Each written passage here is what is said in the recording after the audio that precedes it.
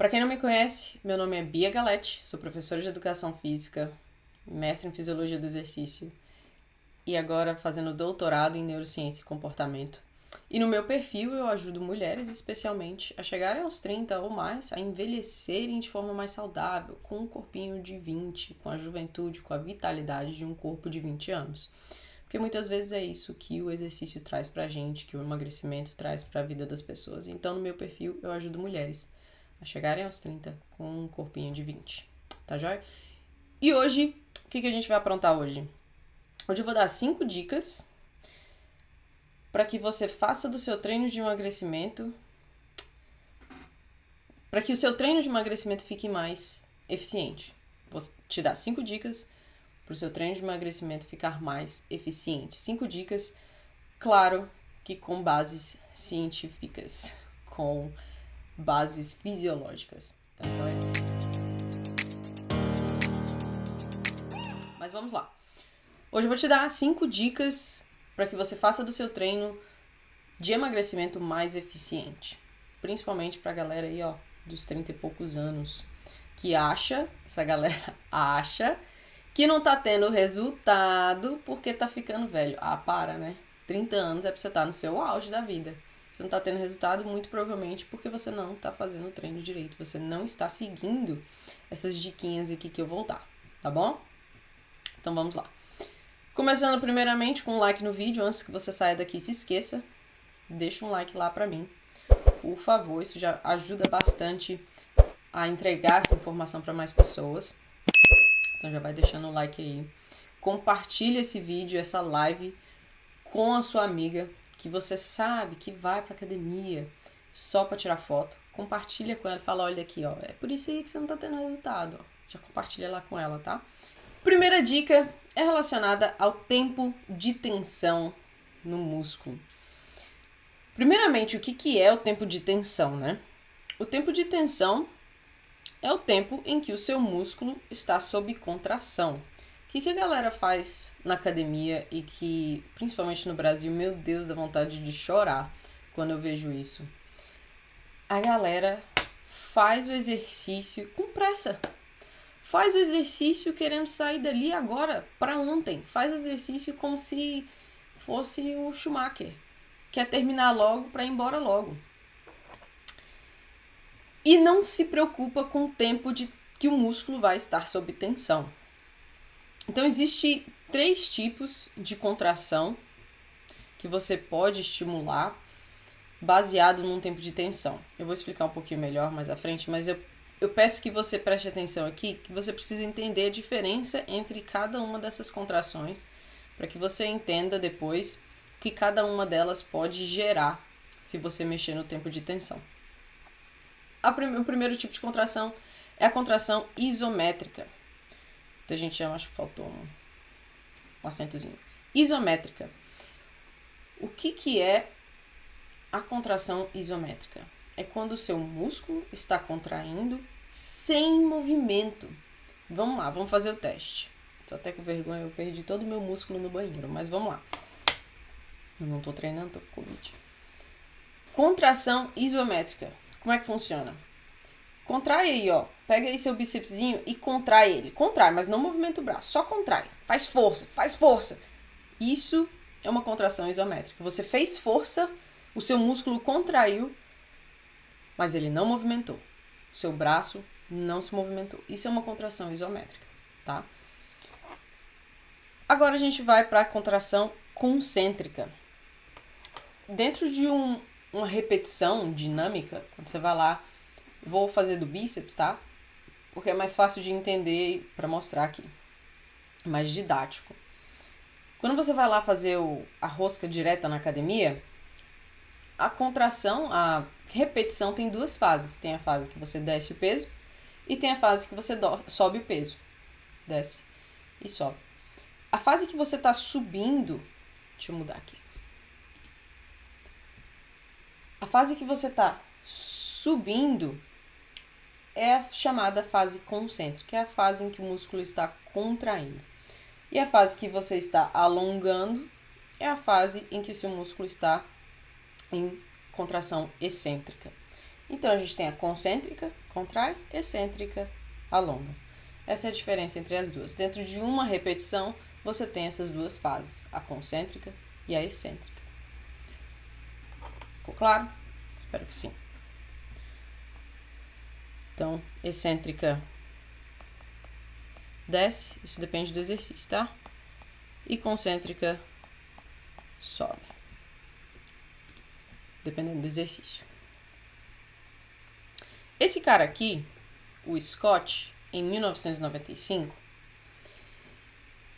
ele quis ver se você descansar um pouquinho ali entre uma repetição e outra, se ia dar no mesmo do que manter o músculo contraído o tempo inteiro.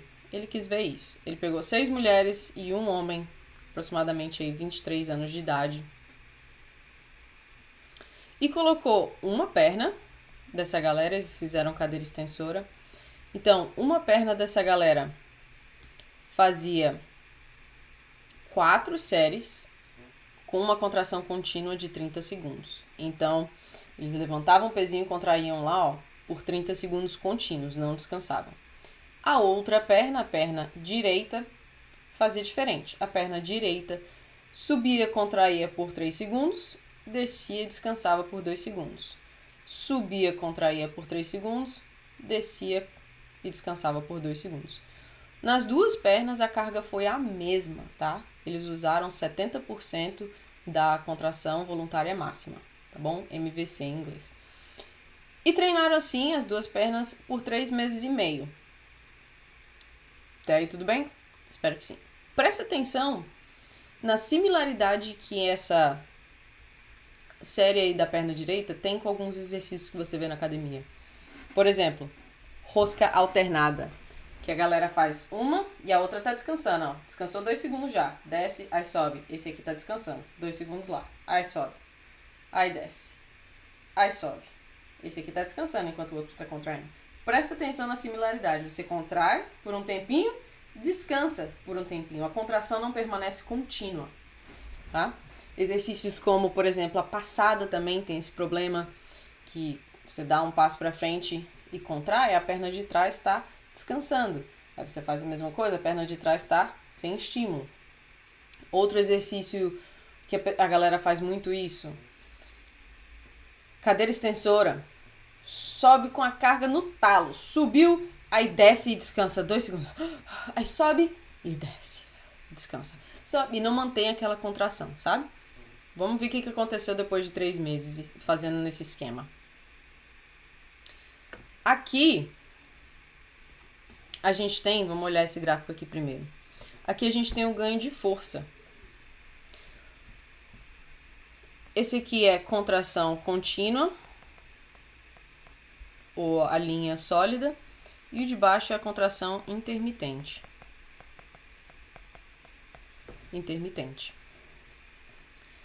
Presta atenção, quem ganhou mais força? Quem manteve a contração contínua. Quem não descansou durante a série. Não durante a série, desculpa. Quem não descansou entre as repetições, tá? Entre as séries teve descanso. Mas entre as repetições, um grupo teve, outro grupo não teve. Quem não teve esse descanso entre as repetições ganhou mais força. Agora vamos olhar massa muscular. Aqui a gente está olhando o quanto o quadríceps cresceu, tá? Esse aqui de novo, intermitente. E esse aqui contínuo, contração contínua. Tá vendo essa estrelinha aqui, ó? Essa estrelinha significa que o resultado foi significativo, ou seja, realmente teve uma mudança ali, ó, significativa entre o pré e o pós, a medida de pré e pós. Você tá vendo que só tem a estrelinha para quem fez a contração contínua? Só ganhou massa muscular quem fez a contração contínua. Então a primeira dica é: pelo amor de Deus, para de ficar fazendo rosca alternada, mantenha a contração, tá? Para de ficar apostando todas as suas fichas na passada. A passada ela tem horas legais de usar e horas que não são. Mas o afundo, quando você concentra a força em uma perna só, descansa e depois faz a outra, é muito mais eficiente para ganho de massa muscular do que você ficar fazendo essa pausinha aqui. Entende? Cuidado quando você estiver fazendo um exercício muito pesado, tipo a cadeira flexora, e fica lá, sobe, aí bate o peso e esquece. Sobe, bate o peso e descansa. Sobe, bate o peso e descansa. Não faz assim, você está prejudicando os seus resultados dessa forma. Outro esquema. A Ellen Gillies, em 2006, pegou 28 mulheres treinadas, tá? Aproximadamente 24 anos de idade. E colocou essa galera para fazer o mesmo treino. 4 exercícios, que eram leg press, agachamento, extensor e flexora, um treino de perna completo, bonito, legal. Com uma carga alta de 6 a 8 RM, ou seja, elas só conseguiam fazer de 6 a 8 repetições com aquela carga. Então, elas não conseguiam fazer 9, tá? Era máxima, carga máxima para 6 a 8 repetições. E elas treinaram assim, 3 vezes na semana por 2 meses. A diferença, elas foram divididas em 2 grupos. A diferença entre os grupos era o tempo de contração de cada uma daquelas fases que eu expliquei, a concêntrica e a excêntrica. Então vamos lá.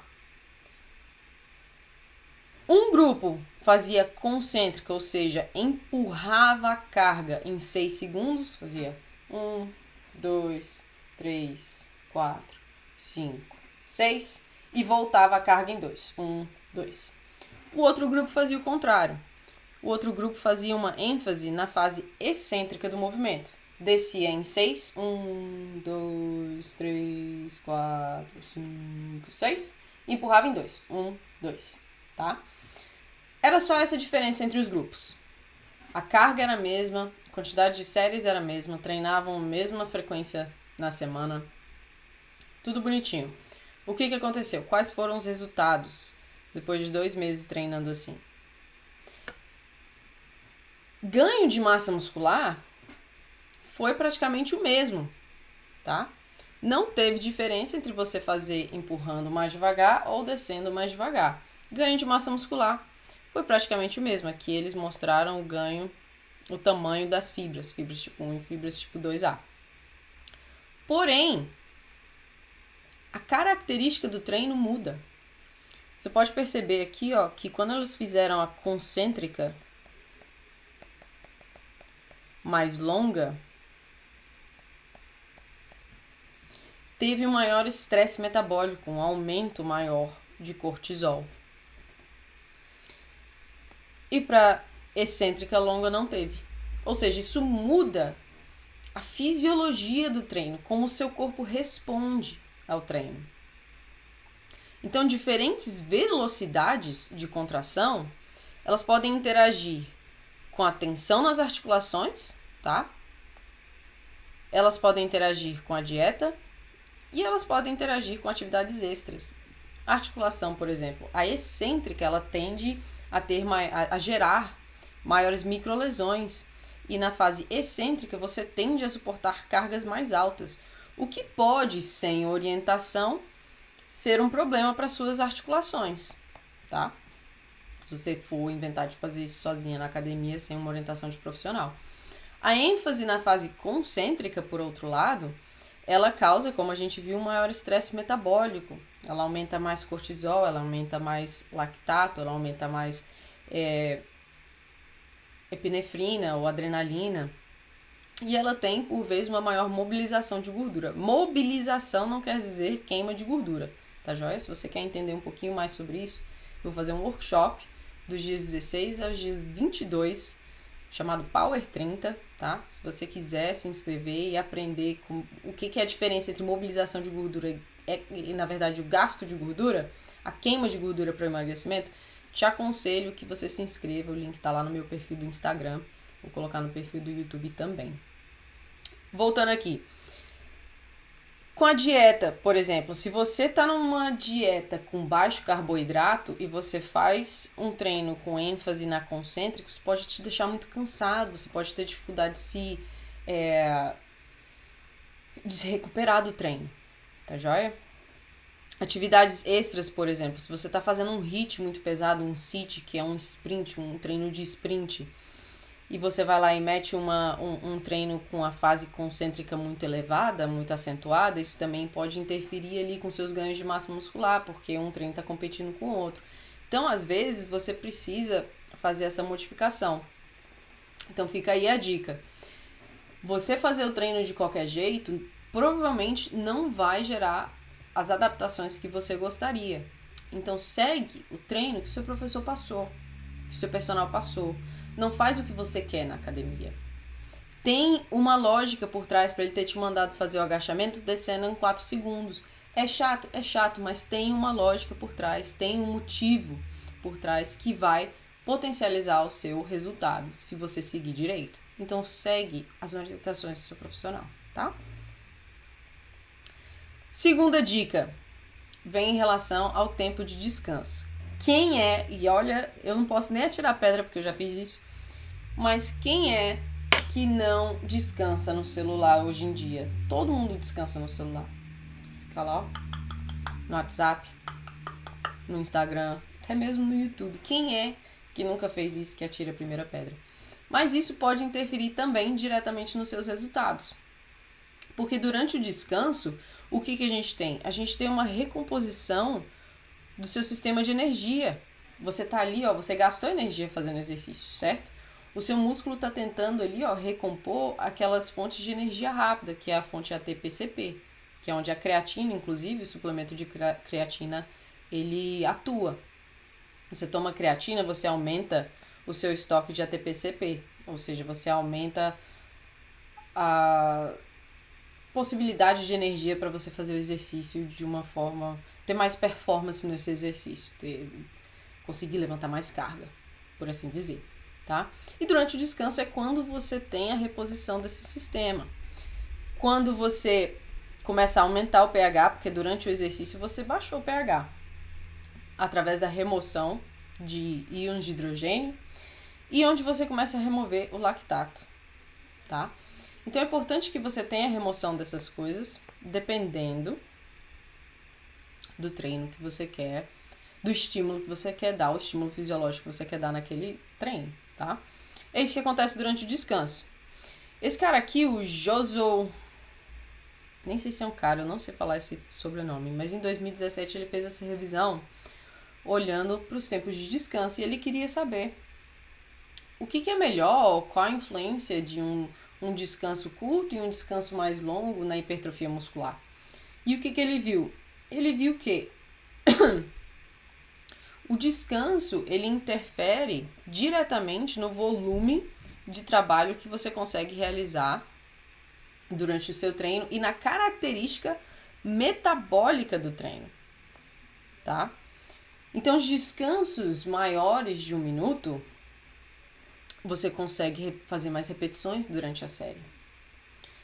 Você tem um potencial para levantar mais cargas durante a série, quando você descansa mais de 1 minuto. Geralmente 2 a 3 minutos é o indicado. Agora, quando você descansa menos de 1 minuto, você tem um maior estresse metabólico, uma maior utilização de glicogênio muscular. Seu músculo começa a comer mais carboidrato ali dentro, uma forma bem grosseira de falar isso, mas começa a utilizar mais o carboidrato que está dentro do seu músculo, quando você tem um descanso menor. Bia, qual que é o melhor? Qual que é o melhor tipo de descanso? Não tem melhor. Tem o que é adequado para a fisiologia que você quer atingir, a identidade fisiológica do treino que você quer. Se você tá num mês que o seu professor ou que o seu objetivo é ganhar mais força, talvez um descanso mais longo seja necessário. Para de ficar apressado e querer fazer tudo correndo. Ou para de gastar também 10 mil anos no celular e atrapalhar o treino do coleguinha, né? E descansos de menos de 1 minuto, ele aumenta o estresse metabólico do seu treino. Muitas vezes interessante para quem tá buscando emagrecimento, descansar um pouquinho menos. Mas o que acontece? As tiazinhas estão lá no celular eternamente, querendo emagrecer, mas não sai do celular. Descansa 10 minutos entre as séries. Aí complica, né? Não só complica o seu resultado, mas complica a vida do coleguinha que quer treinar. Fica lá, principalmente horário de pico, aí já era, né? Aí acabou. Então, segunda dica. Realmente perceba o tempo de descanso.